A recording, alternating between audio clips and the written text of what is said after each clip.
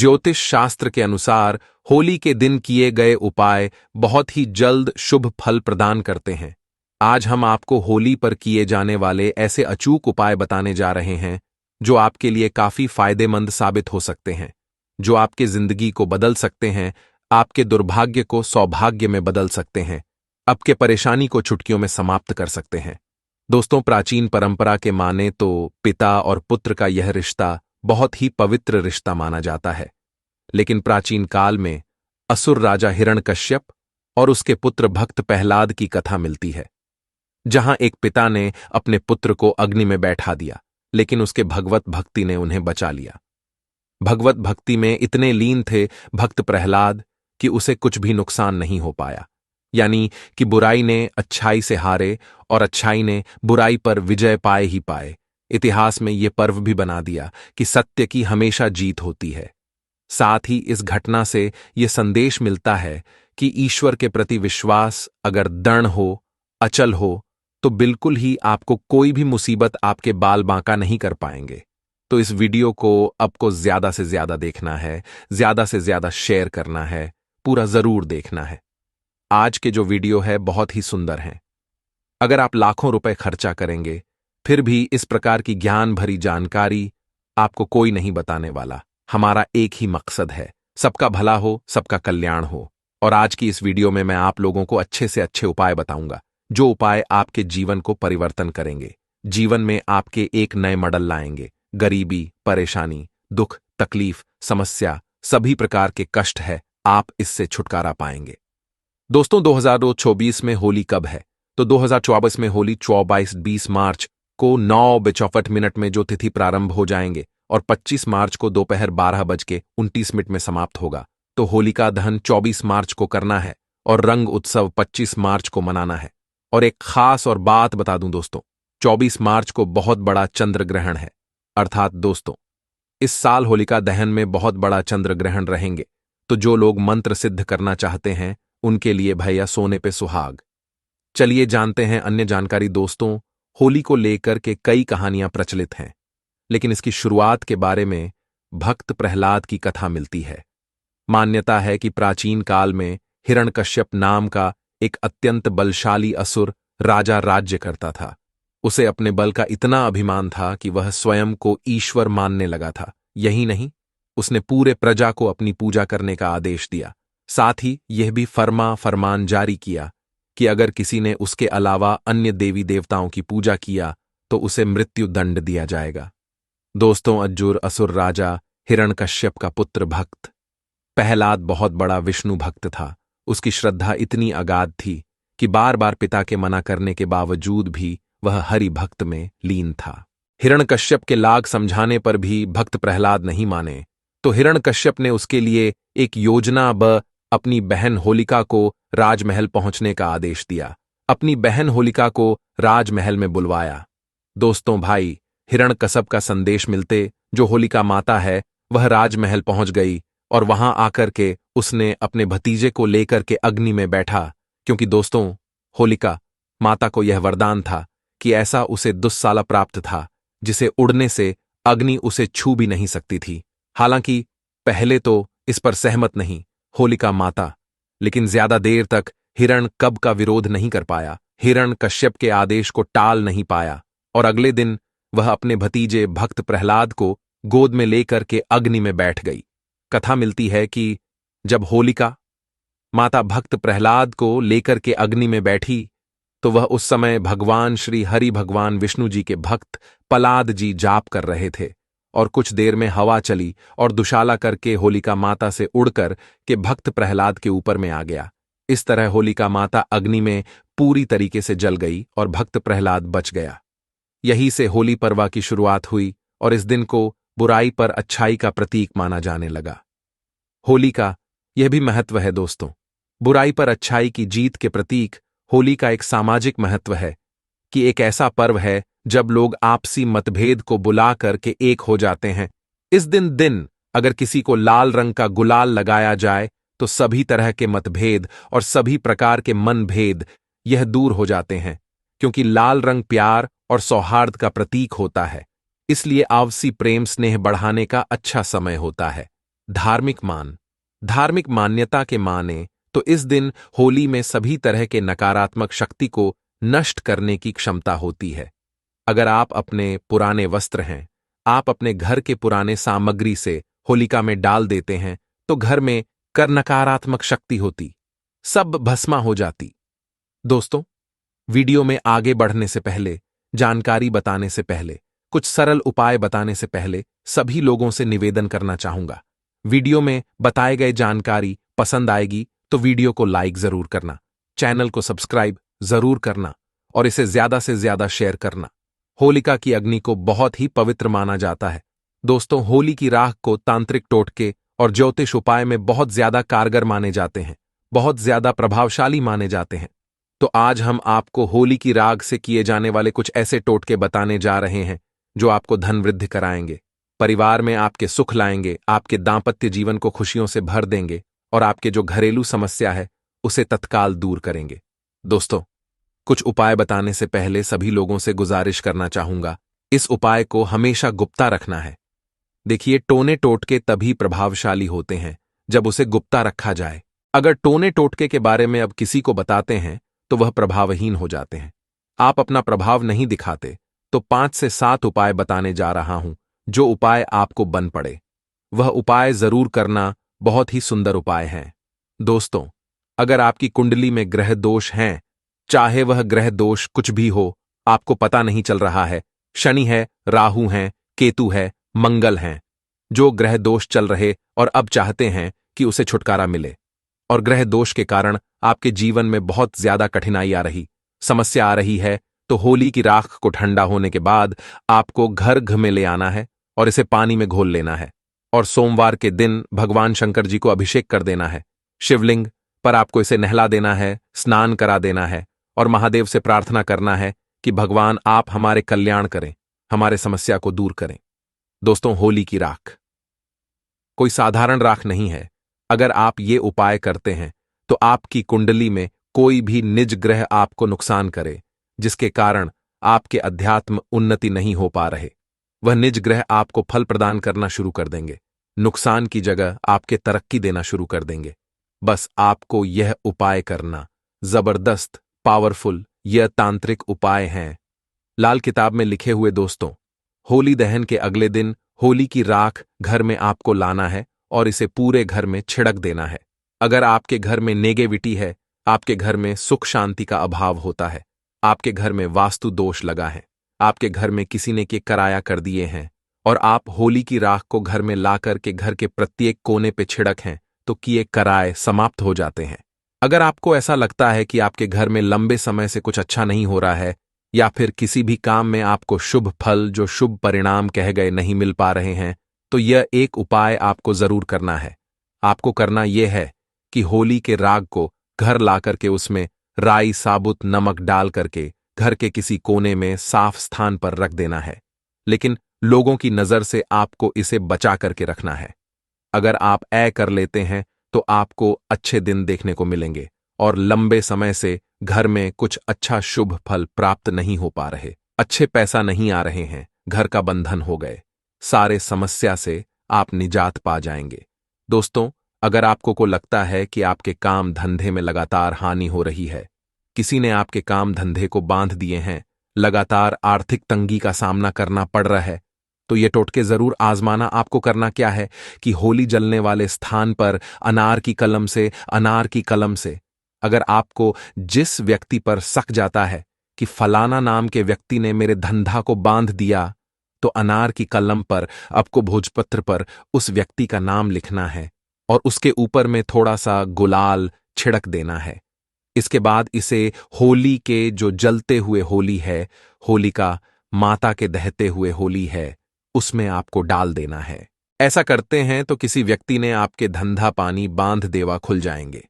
चलिए, एक उपाय और बता दूं जो कि आपके जीवन को परिवर्तन करेंगे, धन दौलत से परिपूर्ण बनाएंगे। और हां, किसी भी प्रकार के कष्ट हैं, मानसिक पीड़ा है, शारीरिक पीड़ा है, दैहिक दैविक मानसिक किसी भी प्रकार के कष्ट हो, उसे दूर करने का कारगर रामबाण दवा साबित होंगे।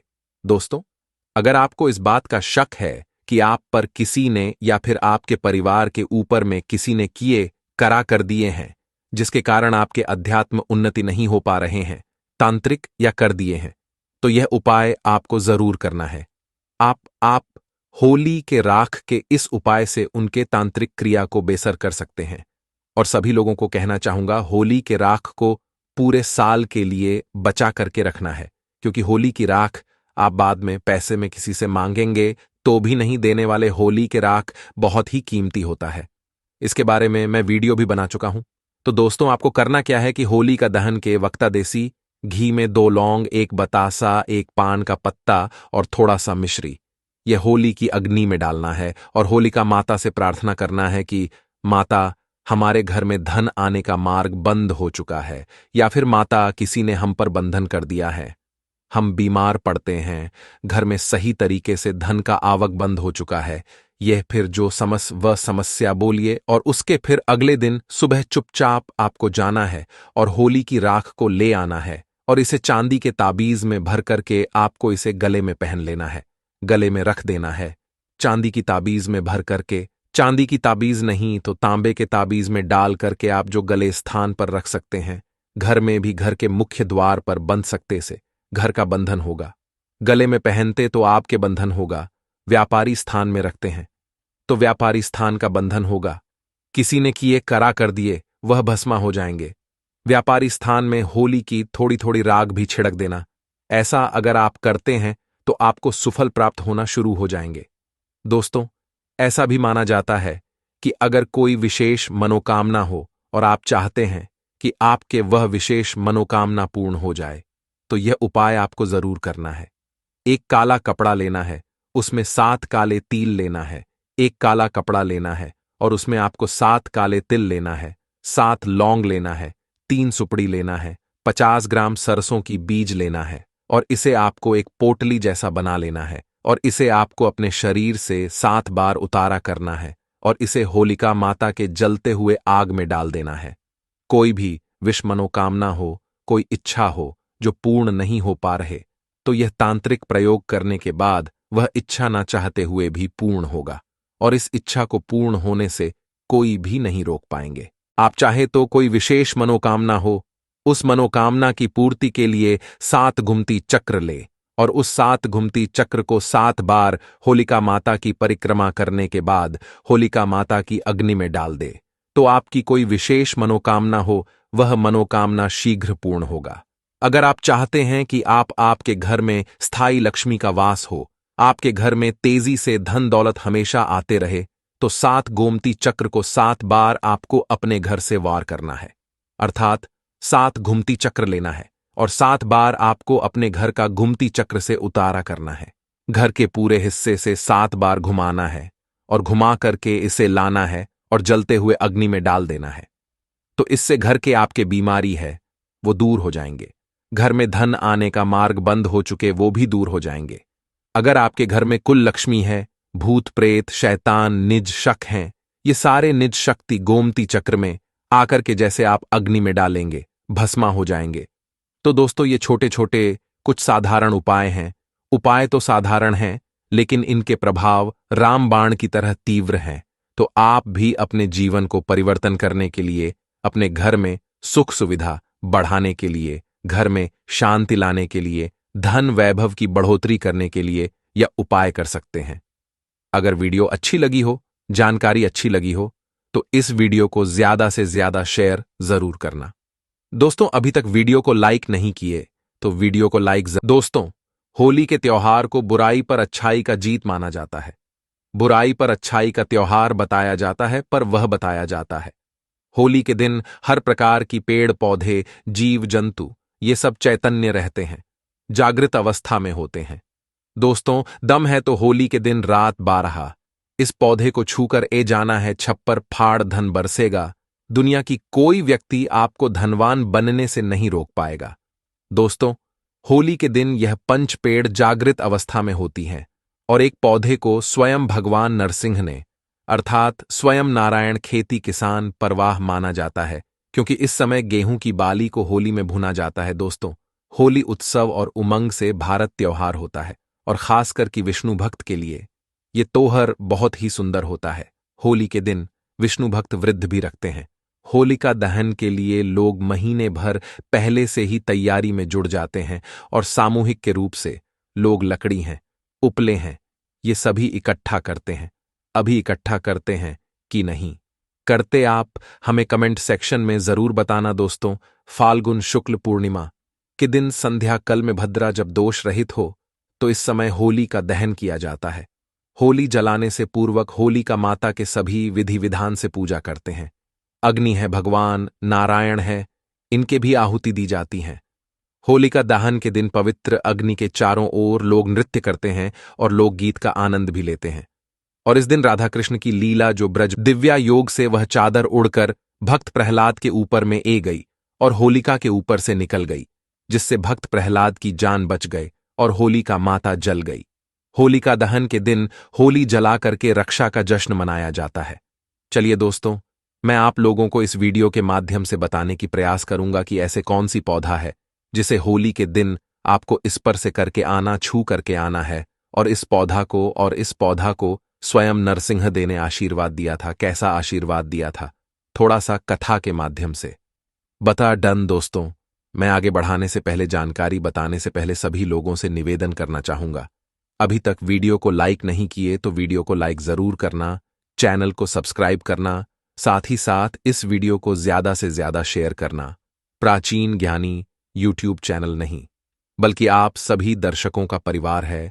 आप हमारे वीडियो को देख रहे हैं, आप हमारे विवर्तानी, बल्कि आप हमारे परिवार के हिस्से हैं। आप हमारे परिवार के लोग हैं। जो भी मैन में डाउट है, जो भी समस्याएं, जो भी प्रॉब्लम है, कमेंट बॉक्स में बिल्कुल ही पूछिए। ऑनलाइन आने पर हमारे द्वारा या हमारे टीम के द्वारा बिल्कुल आपकी मदद की जाएगी। और हां, कमेंट बॉक्स में ओम नमो भगवते वासुदेव लिखना ना भूलना, और आप चाहे तो हैप्पी होली भैया भी लिख सकते हैं। तो दोस्तों, जिस पौधे की मैं बारे में बताने जा रहा हूं, इस पौधे को स्वयं नरसिंह ने आशीर्वाद दिया था। जब भगवान नरसिंह हिरण्यकश्यप को मार दिए तो देखिए, असुर रूपी हिरण्यकश्यप को मरने के बाद, क्योंकि भगवान ने नाखून के माध्यम से हिरण का शव को नरसिंह देव ने मारा था, और भगवान नरसिंह जी के नाखून में हिरण्यकश्यप को मरने के बाद असुर रूपी रक्ता उनके हाथ में बहुत ही खुजली करने लगे।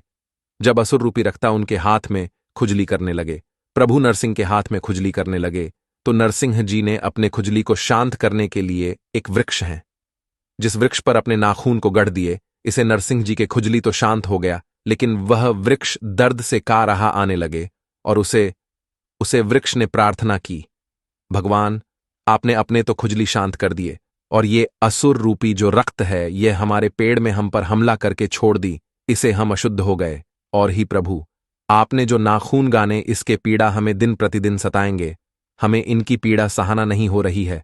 प्रभु, आप हमें इन पीड़ा से मुक्ति दिलाए। इस प्रकार से प्रार्थना करने पर उसे वृक्ष की जब प्रार्थना हुई तो भगवान नरसिंह ने उसे वर्षों को आशीर्वाद दिया कि ही वृक्ष, मैं तुम्हें आशीर्वाद देता हूं, जब भी होली के समय आएगा, होलिका के दिन और पूर्णिमा के दिन मैं तुम पर निवास करूंगा। और पूर्णिमा के दिन और होलिका के दिन जो होली जलाया जाए, होली का दिन, उसे दिन इस वृक्ष पर स्वयं भगवान नरसिंह माता पद्मा के साथ में, अर्थात माता लक्ष्मी जी के साथ में निवास करते हैं। दोस्तों, ऐसा माना जाता है कि इस दिन अगर सच्चे मैन से पूरे भाव के साथ इस वृक्ष से प्रार्थना किया जाए, इस वृक्ष से निवेदन किया जाए, तो ये आपकी सभी प्रकार के पाप हैं, दोष हैं, कष्ट हैं, कला हैं, उसे समाप्त कर देंगे। लेकिन इस वृक्ष को छूने से पहले कुछ नियम है। इस नियम का पालन करना जरूरी है और आपको इसका 100% लाभ ही मिलेंगे। दोस्तों, इस वर्षों को छूने से पहले आपको अपने घर से एक नारियल लेकर जाना है और पंचबतासे लेकर के जाना है। करना क्या है, आपको पंचबतासे लेना है और एक नारियल लेना है और एक लाल का कपड़ा लेना है। लाल की कपड़ा ना मिल पाने पर अब जो है चुनरी भी ले सकते हैं। दोस्तों, एक नारियल को इस वृक्ष को भेंट करना है और पंच आपने जो बतासे रखे हैं उसे डन में, या फिर अब जो है गुलाब जो पत्ते हैं आप उसमें दल सकते हैं। एक पत्ते का डोना बना लीजिए और इस वृक्ष के नीचे में रख दीजिए।